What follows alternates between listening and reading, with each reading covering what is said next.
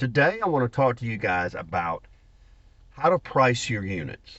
Now this is super important, especially if you're, getting into business and you're trying to figure out the ins and outs of it. And sometimes it's easy to go the easy route and to just kind of look around and see what everybody else is doing and say, well, that must be right because that's what everybody else is doing. Um, But the problem that you run into is that a lot of people out there are doing it wrong. And if they're doing it wrong and you're following their lead, then obviously you're going to do it wrong as well. So, the easy method to price your unit is to find 10 other inflatable companies that are near you, uh, take the comparable items that they have, that you have, get what their price is, average it out. And you don't want to be the lowest and you don't want to be the highest, so you figure out what the price is somewhere in the middle, and boom, that's your price. The problem that arises when you do that is that sometimes when you're in areas such as some of the big cities, in Texas or in California, or some of the other areas where you have people who are doing it as a kind of a side hustle, and they have bought used equipment and they don't have insurance and they don't do their taxes and they don't have any of the other expenses, so they're taking a bounce house out for $50. Well, you know as well as I do that you've got way more invested in that, and that it's not worth $50 to put that together and try to make a business out of something like that. So you have to do something that is different from that. And if you count on them to set your prices, obviously, you know, they don't have the expenses you do, and you're going to lose. So you want to do it the right way.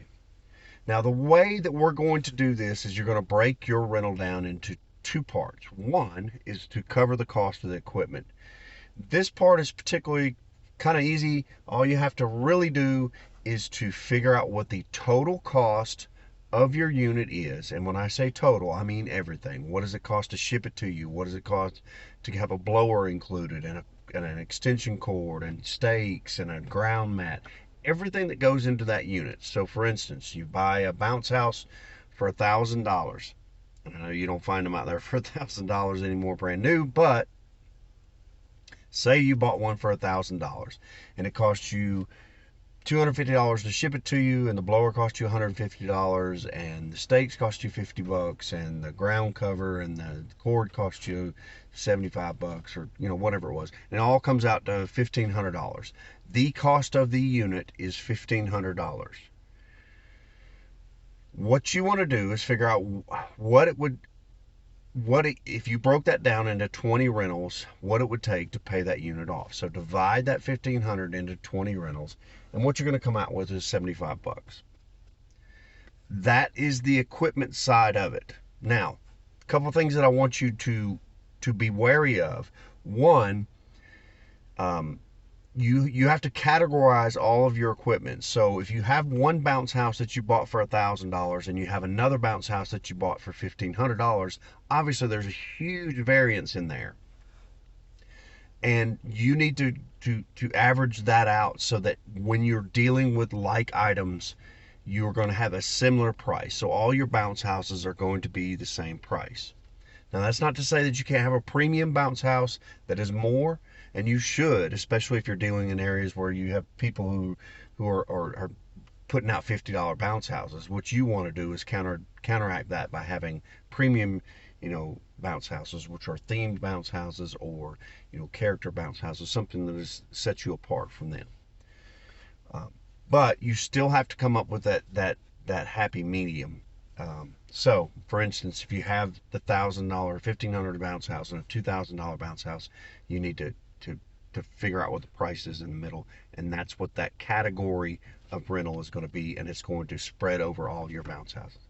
You're going to lose some money on one, you're going to gain some money on the other, and it'll all come out in the end. So don't worry about it. Again, obstacle courses, as long as they're comparable to each other, same thing. Combo units, again, same thing. If you have a premium combo unit, which is a dual lane with a character or whatever, obviously you can call that a premium unit and tag another 10 or 15 or $25, whatever you want on it. But for the for this particular video, what we're saying is categorize your units, get an average of the total cost, and that's what you're going to do as far as the rental side of it for the equipment alone. That's not the total price of the rental, so don't think that you're going to be putting out bounces for $75, because there's a delivery side of it too. Now, why do I separate these? I separate these because of two reasons. One, the prices vary on both of these, depending on what's going on. Gas prices can go up, and labor prices can go up, and bounce house prices can go down or stay the same or go up as well. So you need to kind of be able to adjust either side of that without do it independently, so that you're not affecting the other one. So how do I figure out how I do the labor side of it? And it's pretty simple as well. Usually I take the manpower of a unit. A bounce house is a one-man unit. Now you can have two employees doing it, but they're gonna split the money, so you need to just let them know you're gonna get less money if you do this. So the manpower of the unit is going to be 2 hours. 1 hour deliver, 1 hour back. If your rate is $20, that's where you're at. So that's $40. Then you add in what the average delivery fee for a gas. If you go 20 miles on a delivery for an average, it is, there back, because you're going to deliver it and you're coming back to the shop. You're going to pick it up, and then you're coming back to the shop. So it's 4 trips at 20 miles. That's 80 miles. You get 20 miles to the gallon on your vehicle. That's 4 gallons. 4 gallons times $3 a gallon, $12. So 40 plus 12, 52. You're going to add $52 to your $75. That's going to give you, 127 is the price of your bounce.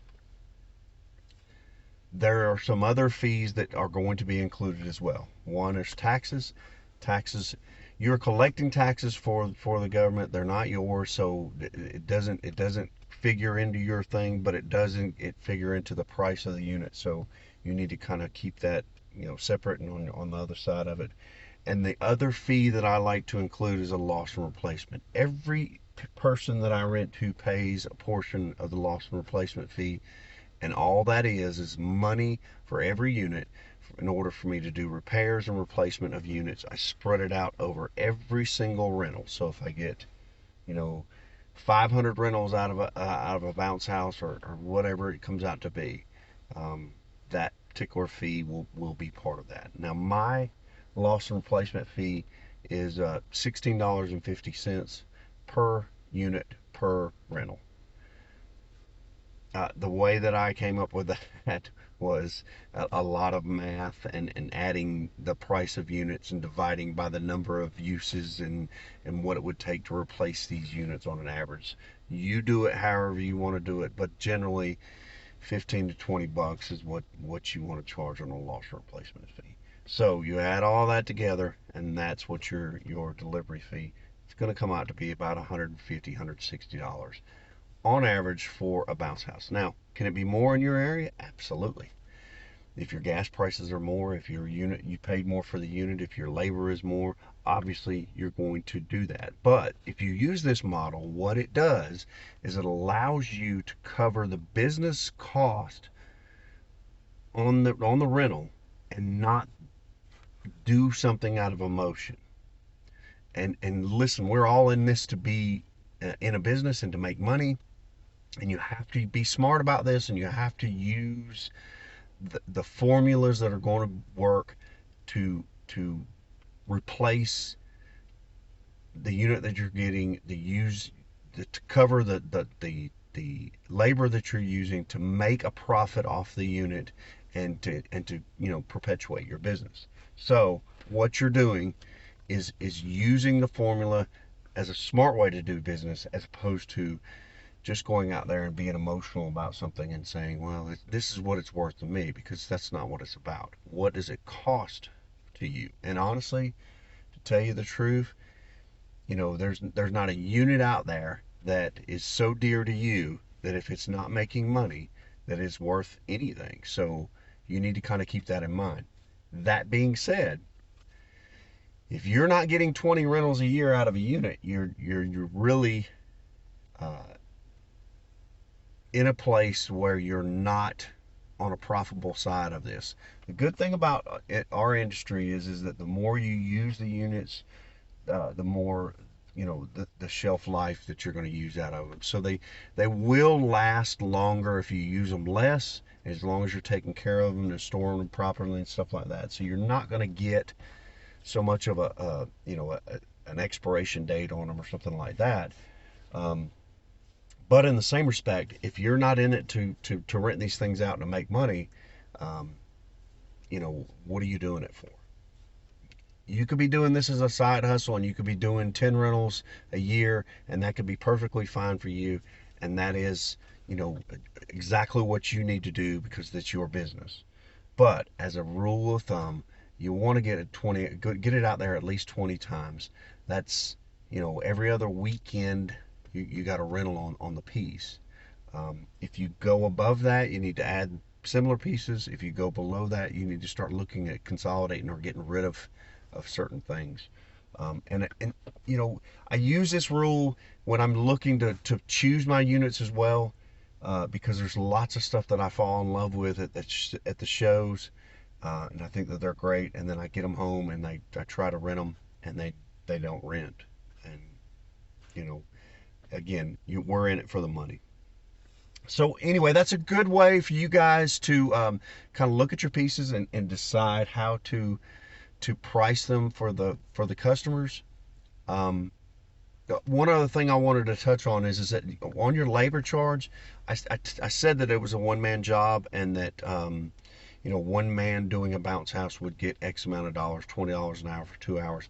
If you had a bigger unit and it was like a combo or an obstacle and it's a two-man job, obviously you would double that up and make more on that.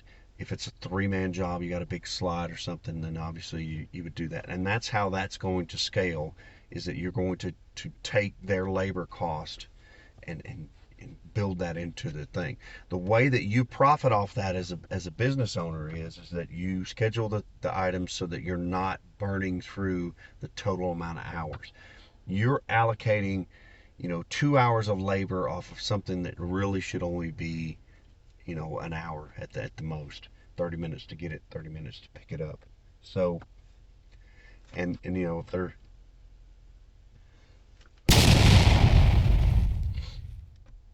excuse me, if the units are close, then they're kind of overlapping with the labor. So that's how you're making your side of it, or the money on the labor side of it. And you're also covering your bases that way. So don't think of it as you're doing something against your employees. What you're doing is you're covering your side of the bases, so that if there comes a time where you have to use four guys on a big slide, you still have the money to cover it. Or if there's an instance where somebody goes to pick it up and then they can't do it or whatever, and they have to leave and you have to send somebody else out there to do it. Now you've got two people doing something that one person should have done, blah blah blah. Anyway, you've covered that because you've created that cushion on the labor side. How do you figure out how you price your units? Let me know in the comments below. Also, give us a thumbs up and a like and a share. Let everybody know so we can keep doing these videos and keep putting it out there. We are having a blast with this, and we're really enjoy it. And I'm coming into my own on this on our channel. We're getting more subscribers, more likes, and I want to thank you guys for that. And I appreciate your time, and keep watching.